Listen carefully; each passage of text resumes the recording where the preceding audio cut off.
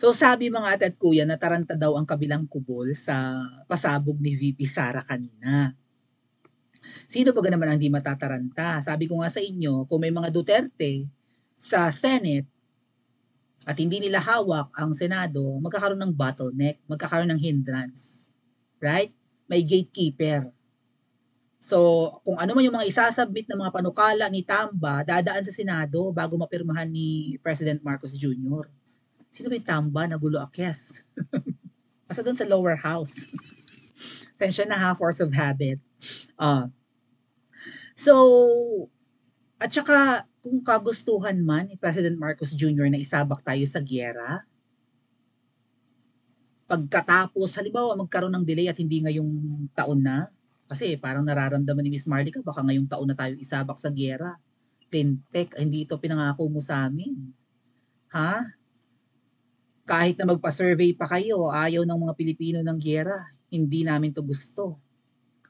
Huwag nyo kaming bini-brainwash na magtapang-tapangan at ipaglaban ang ating ari-ari, ang ating pag-aari or ang ating lupain. Wala tayong lupain dyan. Hindi atin ang dagat na yan. Malayo yan sa territorial waters natin. Ha? Hundreds of miles ang nautical miles, in fact, ang layo ng West Philippine Sea or South China Sea sa territorial waters natin na nasa 13 nautical miles ang ating territorial waters. Na-discuss ko na yun ng mga nakaraang vlogs natin. So, hindi atin yan. Disputed territory nga. Pinag-aagawan. Ang laki-laki ng South China Sea na yan. 5 million nautical square miles baga. Atin yan. Ganyan tayo. Ang laki na. Atin yan, sure.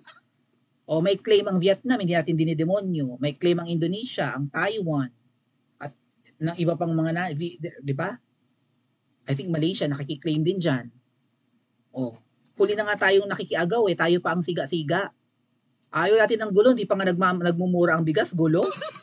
Hirap na hirap nga tayong kumahig. Unahin nyo ang kumakalam naming sikmura. Unahin nyo ang bilihin, unahin nyo ang problema ng krimen sa Pilipinas at paglala ng droga, lintik, lumalala na nga yung droga. Nangako ka kuting ng continuity. Sino ba yung kuting? Sorry naman. Nangako ka, Mr. President, ng continuity ng nasimula ni PRRD, nasaan ang Build Better More mo? Nasaan yung sinabi mo nung huling SONA mo, ha? Tanda namin, July 24, 2023, huling SONA mo. Or second SONA mo, sana huli na nga yun. Yung latest SONA mo, yung mga smugglers, your days are numbered. Palakpakan ng mga tagaan lower house nung nagsusona si President Marcos Jr. Your days are numbered, mag-iisang taon na. Kapag sinabi mong days are numbered, bilang na bilang mo yan, ay magti-365 days na, sir. Wala ka pang napapakulong na smuggler. Tapos yung mga sangkot sa droga, pinapakawalan ninyo. Ano ba tong administrasyon mo? Huwag ka nang magtaka kung bakit bumitiw si VP Sara sa gabinete mo. Sabi ni Miss Tentay, mga ate at kuya. Dahil sa sinabi ni VP Sara na baka feeling ko nang aalas ka lang si VP Sara right? Or maybe napag-usapan ng kanilang nanay, siguro sa kanilang pamilya. Diba kapag tawag dyan,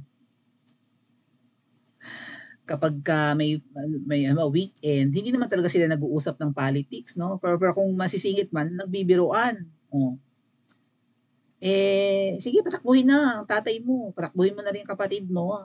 'Di ba? Senador ng 3, ewan ko na lang kung yung kasi parang ang dating nga po hawak na sa leeg, 'di ba, ng malaki ang tiyan yung Senado. Inagaw na nga yung baso. Inagaw na nga yung kupita, alak, at pinandilatan habang you're mine. Parang ganun yung datingan, di ba? Tuloy yung nag-cover ng event. Si Sante yung taga PTV4 ba yun? Si Sante, kasi nahuli, caught on cam yung malaki ang tiyan na ng agaw ng alak. Sa Senate President. So para hindi nahawak sa leeg at para 'di ba may hadlang sa mga masamang balak ng magpipinsan, yung nasa ibaba at saka yung pinuno, kailangan na may nakaposisyon sa Senado na pipigil. At 3 Duterte yan. Ngayon, kahit na nagbibiro si VP Sara, for sure nagpapanik sila. 'Di ba? Kasi magandang ideya at maraming susuporta sa tatlong Duterte. Oh, ngayon nagtatanong si Miss Tentay,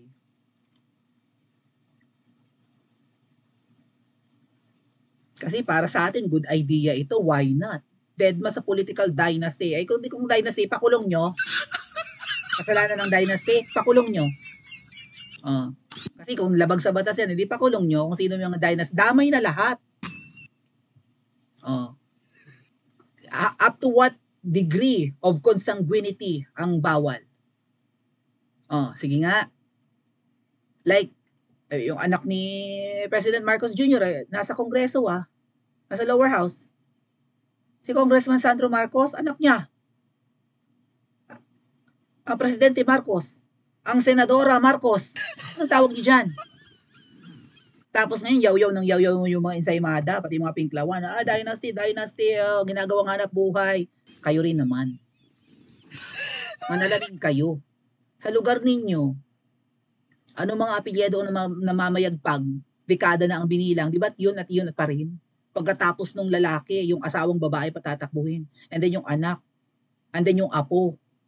Anong dynasty? Pakulong na kayo kung may anti-dynasty law? Wala akong nalalaman na may anti-dynasty law. Nawalang init ng ulo ko. Sino ito? Ate ko ba to from Anemica? Anyway, sabi ni Tentay, magkaka-emergency meeting kaya uli sa Palacan. Ano yung Palacanang? Kingdom of Palaka ba yan?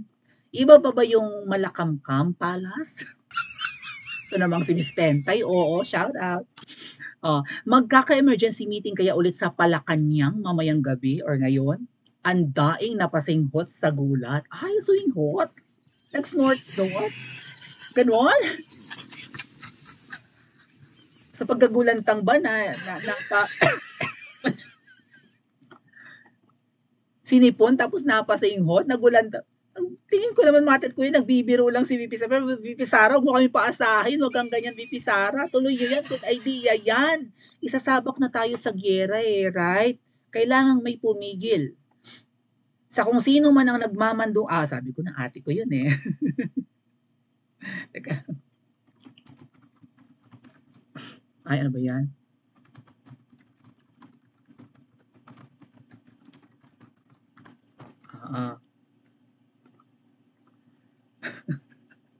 Ang lakas daw mang asar ni VP, sabi ni Ate Marinel.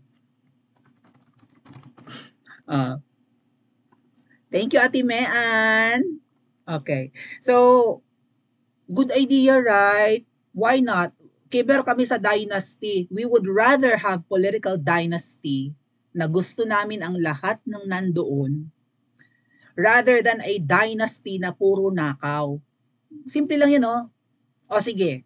Marcos and Romualdez are considered political dynasties.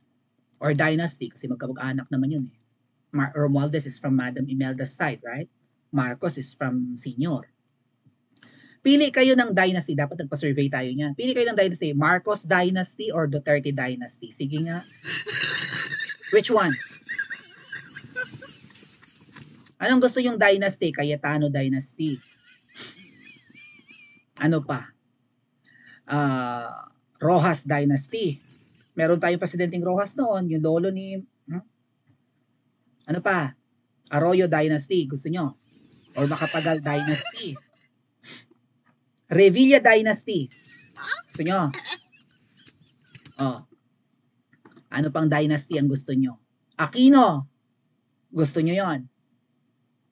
O mamili kayo kahit dalawa na lang. Duterte dynasty or Marcos dynasty? Duterte regime or Marcos Jr. regime? 20 yung kay PRRD admin or kay Marcos Jr. admin? Pili kayo. Ano ang may magandang performance? Panahon ni Pangulong Duterte o ngayong panahon ni Marcos Jr.? Nagka-COVID tayo. Kung tutusin, napilayan ng husto si PRRD. 2 taon ang COVID, ang pandemic. Halos 4 na taon lang talagang umusad. And then, hinila tayo pababa ng pandemic. Ano gusto nyo? Yon? O itong balak ni President Marcos Jr. na isabak tayo sa gyera. Sige nga. Ejercito Dynasty, Estrada Dynasty is Pasay. Ate Clarissa. Pasay ang Estrada Dynasty, Duterte TV, right? Ligwak, bagyan na nga nakabalik. Binababoy pa ngayon ni Jonggoy. Sino ba yon? Sorry. Hindi Jonggoy yun. Basta merong Estrada ngayon, di ba? Ay trapo nagtatapon ng basura doon sa Manila Bay. Tapos kukunan ng video, magdadampot. For photo op lang pala yon. Pag upo ni PRRD, totoo, seryoso, nilinis ang Manila Bay. Ayan, may Dolomite Beach. Ngayon, nabababoy na naman, panahon ni Marcos Jr. Anong gusto nyo? Panahon ni Pangulong Duterte o panahon ni Marcos Jr.? Pili, paki-comment sa comment section at mag-like and subscribe din po kayo. Kailangan nilang mataranta dahil hindi papayag ang mga Pilipino na magkagyera. Tama sinabi ni Dora Miriam, right? Kung may gulo ang China at ang US, huwag tayo makipag-away sa China. Nag-aaway yung dalawa, right? Nasa likod natin si Uncle Sam, kunwari kakampi. Let's turn our backs and slap Uncle Sam, sabi ni Senadora Miriam. Kung may sigalo tayo sa China, pambubuyo yan ng US. Huwag tayong makipagbugbogan sa China, tumalikod tayo at sampalin natin si Uncle Sam. Dahil yan ang totoong kaaway. At ngayon, hindi nila ginagamit yung Marcos tuta ng kano. Kay PRRD, ng tuta daw ng kano si PRRD during President Trump. Tapos naging tuta ng China. Tuta ka na nga ng kano, tuta ka pa ng China. Ito, si PBBM. Ito si President Marcos Jr. Hindi siya tuta ng China. Literal, kitang-kita. Hayagan, tuta ng kano. Pero never mo narinig ang mga dilawan na nagsasabi niya. Right? Pa-comment po sa comment section at mag-like and subscribe din po kayo.